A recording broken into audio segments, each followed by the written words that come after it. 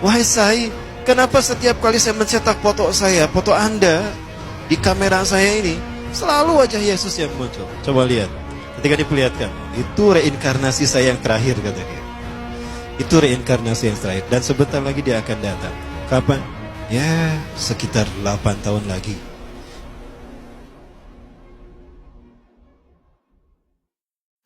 Seorang manusia supranatural, manusia yang lahir dari desa Nilayam Putraparti, India Selatan, dia pun memiliki 20 ciri-ciri Dajjal. Apa yang bisa dilakukan Dajjal? 20 diantaranya dia bisa. Ya, itu Sai Baba. Dan tahun 95, Sai Baba pernah menginjakan kakinya di Nusa Tenggara Timur. Saat itu Nusa Tenggara Timur, Indonesia Timur dalam kekeringan, kayak sekarang nih. Kering ya. Ini udah mulai musim kering nih. Saya sedang menghitung hari. Kalau kering seperti ini terjadi 3 tahun, waspada. Karena sebelum Dajjal muncul, akan ada musim kering selama 3 tahun berturut-turut. Apakah ini tahun pertama dari 3 tahun tadi? Wallahu a'lam. Baik. Nah, Sai Baba datang ke Nusa Tenggara Timur, dia menginjakan kakinya 3 kali. Kakinya dihentakkan begitu 3 kali, lalu dia mengatakan kepada air, ya lama, khurij. Hai air, keluar engkau. Maka air pun keluar. Sampai sekarang. Sampai ada toren besar dibangun untuk menampung air yang dikeluarkan oleh dia. Pada dasarnya ini adalah izin Allah. Namun ini istidrat bagi dia. Nah, diberi nama di tulisan di torennya itu tulisan Sai Baba Water Foundation. Itu tahun 95 tuh. Beberapa ciri-ciri Dajjal. Yang pertama Rasulullah SAW menyebutkan, "Idza ra'aitumud Dajjal fara'a fi ra'si syai'un kataj." Syai'an kataj. Apabila engkau melihat Dajjal, maka engkau akan melihat di kepalanya sesuatu mirip mahkota. Rambutnya itu mahkota Dajjal. Kemudian dari tatapan, aura tatapan matanya adalah sihir. Maka siapapun yang terkena tatapan, pas tatapannya bertemu, itu maka dia ada dalam kendali Dajjal. Hatinya ada dalam genggaman Dajjal. Lihat mata Sai Baba. Dan Sai Baba selalu menggunakan pakaian yang digunakan oleh Nabi Isa, kata Rasulullah nanti. 3 warna. Celupan warna merah, orange, kuning, dan putih. Sai Baba selalu menggunakan itu. Para pengikut Sai Baba banyak tersebar seluruh dunia. Terbesar kalau di Indonesia ada di Magelang, Jakarta, Surabaya. Para pengikut Sai Baba disebutnya Deputi. Pemimpin Deputi Indonesia. Nan Krishna ini adalah pemimpin pengikut Sai Baba. 20 ciri-ciri Dajjal ada pada Sai Baba. Ada seorang fotografer yang biasa memfoto Sai Baba. Setiap kali dicetak dari kamera film, dari roll kamera yang dijepretkan ke Sai Baba, selalu muncul wajah Yesus.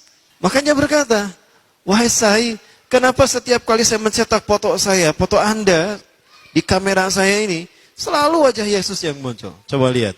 Ketika diperlihatkan, itu reinkarnasi saya yang terakhir, kata dia. Itu reinkarnasi yang terakhir. Dan sebentar lagi dia akan datang. Kapan? Ya, sekitar 8 tahun lagi. Ya. Nah, kemudian ada pesawat di Venezuela ketika take off, baru 2.000 atau 3.000 kakian, itu terjadi turbulensi. Ya, pilotnya sudah pasrah saat itu. Kopilotnya keluar dan berkata, siapa di antara kalian yang menjadi pengikut Sai Baba? Ternyata pramugarinya, saya. Cepat berdoa untuk Sai Baba, minta kepadanya agar dia menolong kita. Maka dia kemudian masuk ke ruangan tertentu, dia berdoa kepada Sai Baba. Entah gimana doanya. Apa yang terjadi?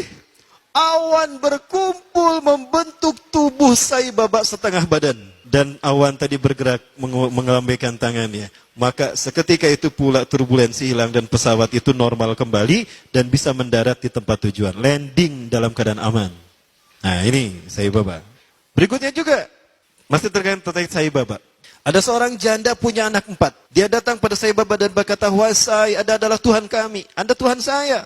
Saya seorang janda sudah 4 tahun ditinggalkan oleh suami saya. Saya punya anak 4, kami miskin Sai. Kami ingin merubah hidupnya. Anda adalah maha kaya Tuhan kami. Tolong kami beri karunia. Sai Baba hanya menggerakkan tangannya, maka emas keluar dari tangannya. Diberikan pada wanita janda tadi. Ada seorang syekh dari Arab ingin menghujah Sai Baba. Ingat Rasulullah pernah berkata, ketika kalian melihat Dajjal, lari menjauhinya. Jangan kalian mendatanginya, karena sekuat apapun hujah kalian, jika kalian tidak yakin dengan keimanan kalian, kalian akan menjadi pengikutnya. Akan ada seseorang ketika Dajjal muncul, dia datang menghampiri Dajjal. Yahujja bihujjatihi. Dia menghujah dengan kemampuan pikirnya. fasara tabi'an lahu haqqa tabi'in. Ternyata dia menjadi pengikut Dajjal yang setia. Ini terjadi pada Sai Baba. Seorang syekh dari Arab Saudi, maaf dari Timur Tengah. Saya tidak sebut Arab Saudi ya, keceletot. Datang menghampiri Sai Baba. Sai Baba berkata begini, kamu ragu saya Tuhan kamu? Coba apa yang bisa dilakukan Tuhanmu, saya akan melakukannya. Maka apapun yang diminta oleh syekh tadi, Sai Baba melakukannya. Maka apa yang terjadi? Syekh tadi menjadi pengikut Sai Baba yang setia. Baik, kita masih bicara Sai Baba. Suatu saat Sai Baba pernah diundang ke Amerika. Sekelompok petinggi militer Angkatan Darat Amerika kehilangan sebuah dokumen. Dan yang tahu hanyalah seorang jenderal yang bernama Conner. Jenderal Conner ini sudah meninggal. Maka dipanggillah Sai Baba. Ketika Sai Baba datang ke jasad Jenderal Conner, dia menaburkan tepung vibuti. Menaburkan tepung vibuti yang langsung keluar dari tangannya entah dari mana. Maka dengan cara diusap, sebagaimana Nabi Isa AS membangunkan jasad yang sudah mati. Maka apa yang terjadi? Jenderal Conner bangun. Maka ditanya, di mana arsip itu? Oh, arsipnya di sana. Dia pergi, diantar pakai mobil, dibukakan arsipnya. Ketemu arsipnya. Udah ketemu arsip nama, plak deh, maut deh, gitu. Itu jin yang masuk ke dalam tubuh Jenderal Conner. Kalau Nabi Musa AS menghidupkan yang sudah meninggal dalam kisah sapi betina, Al-Baqarah itu nyata. Nyata betul-betul hidup. Di mana dipukul dengan sebagian dagingnya kan? Fadribuhu bi ba'diha. Pukul dengan sebagian dagingnya. Itu betul-betul hidup. Sama Nabi Musa ditanya, man qatalaka, siapa yang membunuhmu? Culang-cilang, mana yang ngebunuh saya? Oh itu, qatalani banu akhi. Udah gitu mati lagi. Ya tuh, anak-anak saudaraku, keponakanku yang membunuh saya. Udah gitu mati lagi. Rasulullah SAW menyebutkan, Samiri atau Dajjal itu dia mandul, tidak suka kepada lawan jenis. Dan dia tidak menikah. Termasuk Sai Baba juga sama. Dia ngejomblo seumur hidup. Namun sekarang dia sudah mati. Ya, alhamdulillah. Alhamdulillah, saya bersyukur pada Allah dia sudah mati. Ya, dan dia sedang dipukuli oleh malaikat Zabaniyah di kuburnya.